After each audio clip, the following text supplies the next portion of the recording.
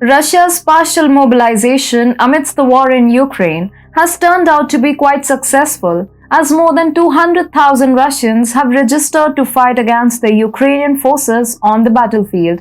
This has seemingly enraged the global media. The media conglomerates are pissed as their narrative, which was being pushed by NAFO on social media, has come crumbling down.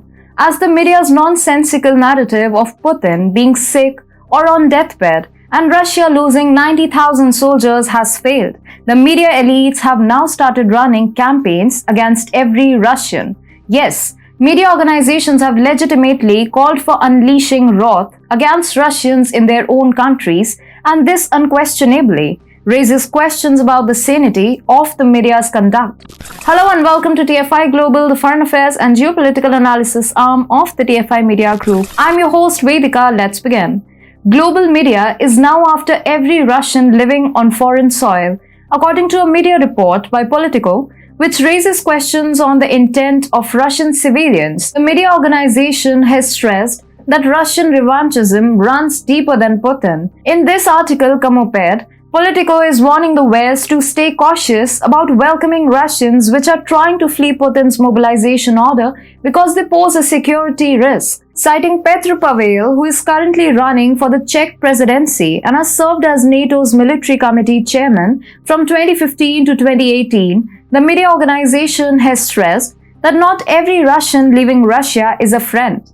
The language of this article is quite distressing, and it explains how desperate the West-backed media organizations are to show Russia and its citizens in a bad light. After staying 7 days in YT jail, we are back.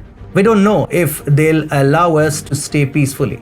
We don't know when the next ban will be announced. And that's why you must download the TFI app. Apple users can simply go to the App Store, search for TFIGlobal and install the app. And since Google Play has banned us, Android users can download the app from the link in the description. We are in for a long haul, and only your support can help us fight this war.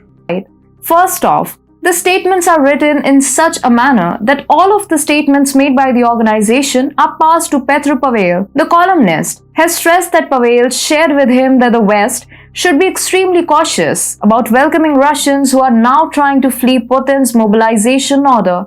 During a so-called interview with Politico, Pavel stressed, opposition to mobilization is not a revolt against the regime or any kind of support for Ukraine. These Russians still believe in punishing Ukraine, just not involving the general public.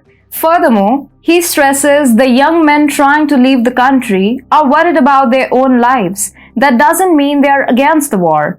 I'm sure that many of them will continue to support Putin's nationalist policies. The next lines of his statements are the exact lines that raise the intent of this interview. Pavel said that men who wouldn't support democratic regimes, who wouldn't be grateful to the Czech Republic as a democratic country, who would stay within their nationalist positions, wouldn't this be a risk to our internal security? If one thinks that's it, and the media hasn't done anything more striking to criticize Russians, you are mistaken. Russian residents have been the target of Western and international media since Russia announced a partial mobilization in Ukraine. Earlier, the media tried creating a narrative that Russians are absolutely against Putin's roadmap in Ukraine. Media reports claimed that Putin was under fire from disgruntled Russians and that the demonstrations were taking place all around the Russian capital. Then, media reports started to circulate that Putin spurred a mass exodus from Russia of young prospective soldiers and their families to neighboring countries. Several Russians did leave Russia because they had a different priority, but Russia's partial mobilization has been a hit, as more than 200,000 Russians have already joined the army. Global media has long haul portrayed itself as a messiah of sorts to Ukraine, but all of its big claims and assertions have been debunked over time. The media has tried wholeheartedly but failed completely in portraying Putin and the Russian army negatively. So now, they are creating an atmosphere of hostility toward Russians on their soil. The accusation made by Politico against Russians is a complete embarrassment and a stain on media ethics.